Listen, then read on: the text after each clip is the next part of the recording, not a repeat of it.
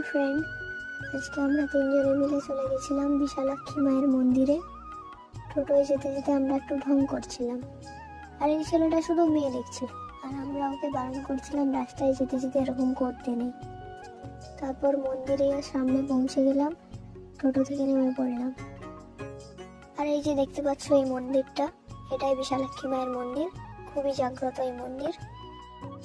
তারপর আমরা চলে গেছিলাম পুজোর ডালি কিনতে, আর তোমরা এই দোকানটাতে পুজোর সব রকম সামগ্রী পেয়ে যাবে। তারপর আমরা দোকানের সামনে কিছুক্ষণ দাঁড়িয়েছিলাম, আর কাকুটা আমাদের পুজোর ডালি সাজিয়ে দিচ্ছিল। তারপর আমরা পুজোর সব কিছু নিয়ে মন্দিরের ভেতর চলে গিয়েছিলাম। আর দেখতেই পাচ্ছ মন্দিরে পুজো চালু হয়ে গেছিল।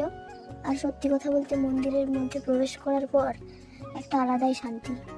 সত্যি যদি তোমরা কখনো গিয়ে থাকো তাহলে তোমরা অবশ্যই কমেন্ট করে জানাও। আর যারা এখনো পর্যন্ত যাওনি, বড়দা বিশালাক্ষী মায়ের মন্দির ঘাটাল থেকে কিছুটা দূরে রয়েছে।